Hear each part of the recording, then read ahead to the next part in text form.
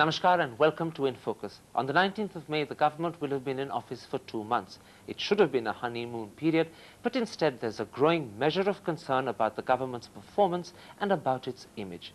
Today, one of the most senior, one of the most respected members of the government, Commerce Minister and Lok Shakti leader Ramakrishna Hegde, talks to In Focus about the situation facing his government. Mr. Hegde, I want to first talk to you about the government, of which you are perhaps one of the most senior and respected ministers. On the 19th, you'll have been in office for 2 months. Give me your honest assessment. How has the government performed? I cannot say that I am fully satisfied. But we have to see under what circumstances this government is functioning. So you're saying that the constraints are enormous? You said that it should have been a honeymoon period. Well, if it was a love marriage, it would have been a wonderful honeymoon period. It was some kind of arranged marriage. Maybe there was... Would you say it was a forced marriage? Almost, maybe, indirectly. Because everybody accepted it, therefore one cannot say that it is forced marriage. But it was an arranged marriage. You know, the only two major policy decisions that this government has taken are EXIM policy. You know, we produced this new policy. And that was your decision? Yeah. And the my second? ministry's decision. And the second one? Second one is power policy. Which Ms. Jayalalitha has just indicated that she doesn't like and she disagrees with. Well, I mean, we cannot expect everyone to agree with every policy. The thing is, we have to take ultimately a view which is in the interest of the whole country. Let's come back to the details later. Let's stick with the broad picture to begin with. Would you accept that people had very high expectations when this government came into being, and perhaps you haven't always lived up to those? Well, yes and no. You know, certainly some people had high expectations because of the kind of leadership under which, you know, this government is supposed to function, and the tremendous goodwill that the Prime Minister had from the people of India. Therefore, the expectations were very high. And perhaps also because people thought that the new ministry will have learned lessons from other people's experience. And are you showing that you haven't learned those lessons? Oh, well, I mean, we are committing the same mistakes. And I said no also because people had somehow had some kind of reservation and suspicion that this is another coalition government. And there are elements, you know, and I don't want to name those elements. Are you justifying those reservations? Oh, well, events have justified. Let me put something to you. Mr. Advani in Gandhinagar said that not only has the government not had a honeymoon period, it's gone through a long period of pain. Would you agree with that? Well, I mean, the last 2 months have been a period of unpleasantness. You wouldn't go stronger? Oh, well, maybe in some respect, yes, it might be painful also. Let me discuss with you, Mr. Hegde, because you're the sort of person that I think has the capacity to reassure as well. There are two major concerns that the average person has, and in a sense they are both to do with leadership. The first is this belief that Mr. Vajpayee has become invisible. You don't see him, you don't hear him, he doesn't seem to assert himself. Does that worry you? Well, I mean, I don't agree that he's not seen or he's not visible. But is he asserting himself? Well, it depends upon the nature of the person and also the circumstances. Many people perceive that I am not an assertive person. But where hard decisions have to be taken, you know, one has to take decisions, one has to assert. But I agree if you say in the sense that the Prime Minister should have asserted when unreasonable demands were made. Well, many people say perhaps, you know, he committed a mistake. He should have stood up for himself more. For the government. Okay, let me put something else to you. It's not just his leadership that people are a bit concerned about, it's also his personal image. People say he looks tired, he looks disillusioned, he looks dispirited. They even say he's lost heart. Well, barring the last one, yes, I agree. He's tired. He looks tired. You know, when it's writ large on his face. Anybody in his place under the same pressure, under the same stress, you know, would have been a broke, complete broke. You know, I don't think, I mean, I would have been able to withstand, you know, that kind of pressure. Is he also? I don't think, you see, he has any respect for himself, you know, because of these pressures. And I think maybe it's only a matter of time, or maybe in a month or two, you know, he will be able to face the situation. You said you agreed with the first three, not the last. So would you also agree that he's dispirited and disillusioned? That I won't be able to tell you, but he has not lost his heart. But you sometimes feel that he may not have kept the same spirit intact as he was when he came to power. You know, he doesn't look, you know, dispirited or disillusioned. Maybe he is slightly disappointed. He must have expected, as anyone in his place would, that this coalition, you know, people have elected this to provide a different kind of government. And this coalition will work, you know, more or less smoothly. And it's not working smoothly. It is not working because several elements have taken certain stand. You see, you know, coalition will work if every partner of the coalition has the same objective, and objective is to give a a good governance to the country. And it is possible if we adhere to the national agenda that we are committed ourselves to that. But you're clearly saying that some of the partners of the coalition, and I suspect you mean the 27 MPs who owe allegiance to Jayalalitha, are not uniting with the rest of the government. They're not pulling in the same direction. Well, I do not want to single out any particular group or partner. And even there, two of the allies of that group to which you have been referring have said they don't agree with the policy. You mean PMK and MDMK? Yeah. And therefore, when I don't think, I mean, we have to You can't uniformly color them with the same brush. Your real concerns are around the AIDMK, aren't they? I am not saying anything about any particular I can understand constituent unit. I can understand why, because certain remarks that you've said in the past have got you into trouble, and it's not my intention to take you down the same road. Let me come back to what I think is a more important issue, the image of the government. And let me put it like this. If one thing that concerns people today is the image of the Prime Minister looking tired, disillusioned, the government not performing, all of which in a way you agreed with, the other thing that worries people is the impression that this government has two power centers, Delhi and Chennai. And quite often the impression is also given that it's the lady who counts. Does that impression, that image worry you? Well, it affects the image, no doubt about it. But so far as the Prime Minister is concerned, he has been extremely accommodative and understanding. And he will give the fullest possible scope to every constituent unit to express itself. You did and say... he will perhaps do his best, you know, to accommodate. But I do not think, I mean, he is such a weak person. He looks physically weak. I don't think, mentally he is weak. He is just waiting for the time when he hopes, and by which time, you know, he hopes that everything will be smoothened out. Okay, let me take up that thought of weakness. Is it in fact the circumstances, the political circumstances that make the Prime Minister look weak?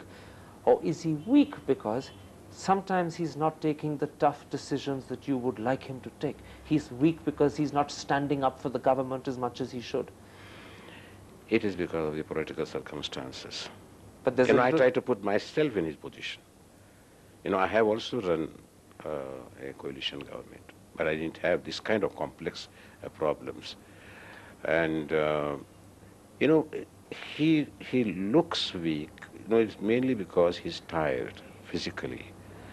But he has never made a statement out of tune. He has never hesitated to say things, boldly. Okay, let me interrupt there, if you permit me, Mr. Hegde, and put to you some of the reasons why he looks weak. People say that every time he rings up Jayalalitha, she tells the press. Every time he writes to Jayalalitha, she releases the letter to the papers. Every time she sulks, Jaswant Singh is sent on a mission to Chennai. All the movement is one way. It undermines his prestige and authority. Don't you think, it is, you must praise for his culture to have so much consideration for a lady? Yes, but the opposite is also true. People say when she blows, the government bends, and she seems to blow all the time. Well, time will tell. There's a danger that if you bend too much, you could break. I don't think anybody would take that risk. You said that there was moments when you thought you wished that he stood up a little more for the government as a whole. And those are sentiments that many people in the country share. Was one of those moments when she announced Muttaiya's resignation and announced who his successor would be at the same time? Was one of those moments when she announced when the next cabinet reshuffle would be, when she seems to usurp his authority? Well, I cannot attribute this to any particular, incident or particular action. It is perhaps the cumulative effect. Now, I do not want to make any comment to say on Srimati Jayalalitha's demand or his response. But, to run a government with 18 parties, if he takes a tough stand, then people will criticize. Look, he doesn't know how to accommodate various viewpoints. He doesn't know how to run a coalition government, etc., etc. And if he takes a strong stand, people will fall apart. Yeah. And then... So he's in a no-win situation. I think, mostly it is the physical fatigue, which makes him look rather weak. For instance, I must be looking weak right now. Mr. Hegde, you've used this phrase physical fatigue some 3 or 4 times. Is the Prime Minister in good health? He is in good health. I don't think he has any health problem. But age is against him given the size of the problem he faces. No, even the age is not against him because Morarji Bhai became the Prime Minister when he was 82. Then why is he fatigued? Why is he tired? I look fatigued now. You don't. You look full of energy. Your eyes are shining. That's the difference. Your eyes are shining. You're smiling, okay. Right? You're probably being deliberately naughty. The Prime Minister's eyes don't shine anymore. He looks tired. His lips droop. Why is that happening? You acknowledge it's fatigue. Why is he fatigued? Because of not having sufficient rest and having a lot of physical strain. And I have to go through the same kind of thing, you see, several times, Okay. during elections and, at the time of Ministry for being. My last question for this part, and then I want to move to other things. As you, I'm sure, will agree, the Prime Minister's never really run a government before. You've run a government. You've held a cabinet together in very difficult circumstances for a long time. Given the problem the Prime Minister faces, given the image problem in particular, what advice would you give him to get things back on the tracks? He has to be firm and he has to be tough if necessary, where he has to do it in the interest of keeping this coalition intact. And he has to, perhaps, again, I may say so, choose his colleagues, if necessary, he should reshuffle the cabinet, which may be perhaps, done after the budget session, so that, by that time, he will be knowing whose aptitude is what, who's has what kind of. So he can move the ability. right people to the right jobs. Exactly. Okay, that's very clear. Let's take a break there. I want to come back in part 2 and put to you some of the issues raised by your colleagues that have begun to attract a lot of attention and find out whether you agree with them. But first we take a quick commercial break. Don't go away.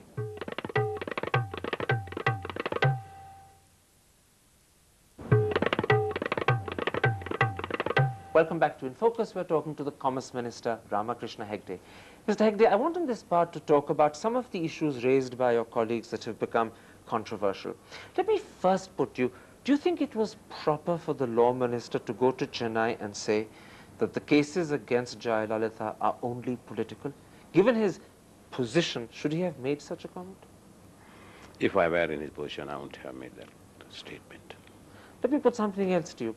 Recently, some 30 central government-appointed lawyers who were prosecuting Jayalalitha have been made to resign, and in their place, AIA-DMK members and supporters have been chosen to represent her, and more intriguingly, their letters of appointment, it seems, have been handed to them by Jayalalitha.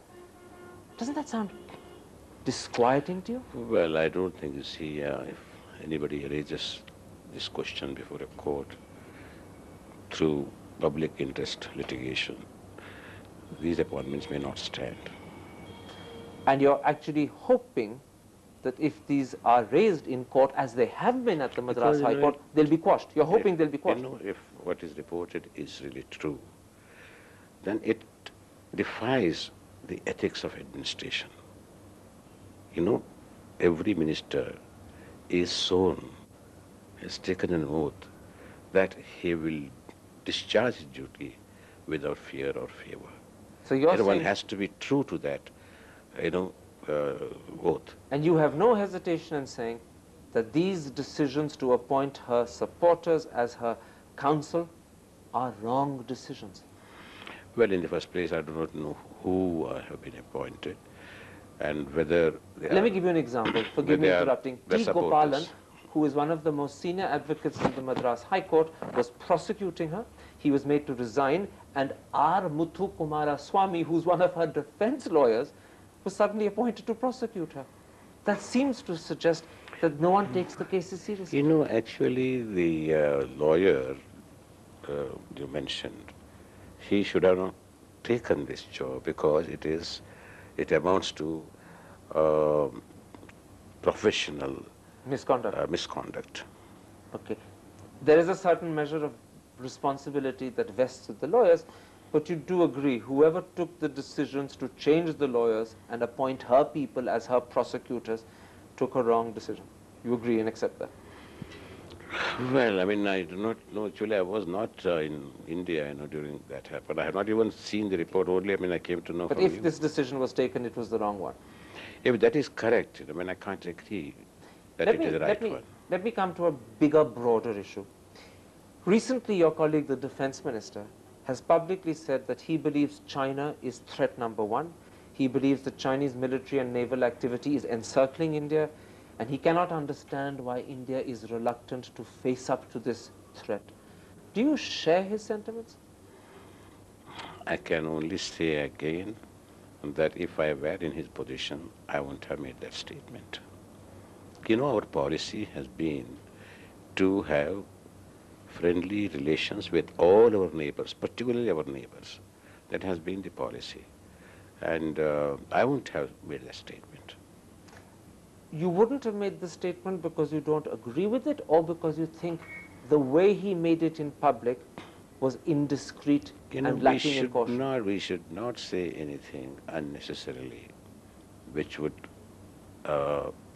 strain our relationship, particularly with China, because America is going China. All other countries, they are bending backwards into have excellent We shouldn't be the odd man out. Yeah, we should not be. And what is there? Actually, we have not raised the border question. China has occupied. Can I put something to you? This is not the first time that George Fernandes has done it. After the elections were held, but before the government was sworn in, he hit out at the MNCs. Now he's done it in terms of China. Do you get the feeling that George Fernandes is more of an individual less of a team player, which is really what cabinet minister should be? Well, I do not know whether he is more of a team player or more of an individual, but he has his own personality, his own thinking, which he very often tries to express in very strong terms. You remember when he was Industries Minister in Moraji Bhai's cabinet, in a full house of Chamber of Commerce and Industries representatives, he called the Indian industrialists as what? Dogs or something. You're saying that sometimes he speaks without thinking, he uses language without worrying what impression he's conveying. He is a highly emotional person. Whatever he wants to express, and he expresses very strongly. And you're wishing, aren't you, that occasionally he'd think first and talk later? Well, that is not his trait. I hope he is from Karnataka, not from Okay, Haryana. let me put something else very quickly because time is running out. Another controversy raised by a cabinet colleague of yours, this time Mr. Advani, arises out of his belief that the Constitution Review Committee, whenever it's appointed, should also look into the question whether a presidential system of government may not be better for India. Do you share that view? I do. I do, because it is one of the items on our national agenda. We have not ruled out the change of the system in that. What we have said that it is necessary after 48 years of the working of the Constitution, we should have a second look, a critical look. And I myself have been advocating a change in the present system, that is parliamentary system to presidential system. So you personally believe that a presidential system would be better? I do believe, no doubt about it. I'm going to organize a seminar in Bangalore next month. And you think that it would be a more secure, a more stable, a more effective system? Not only that, it will integrate the country much more. Now, a same country is being divided on caste line, on regional line, on subcaste line, on religious. So this then is a controversy that you welcome. This is a process that you think is necessary. I tell you, the Congress party is unnecessarily raising this issue. Mr. Sati was the first person.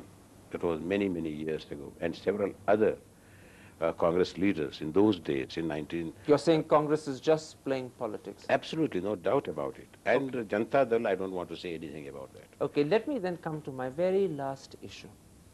You're one of the few ministers in this cabinet to whom the Muslim community looks up for constant reassurance. In the last 10 days, we've had some worrying instances.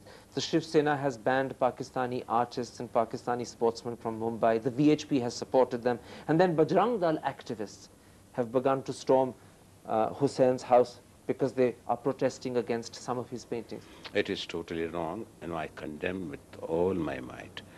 What is this? This is absolute nonsense, and it is against our own culture. You see, we Indians, if you want to say, okay, Hindus, they are the most tolerant community in the world, and that's how Hinduism had thrived.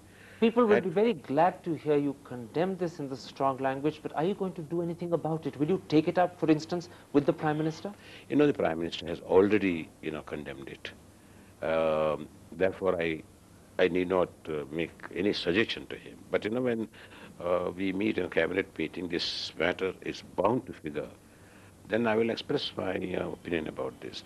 And you will do it in the strongest possible terms? Yes.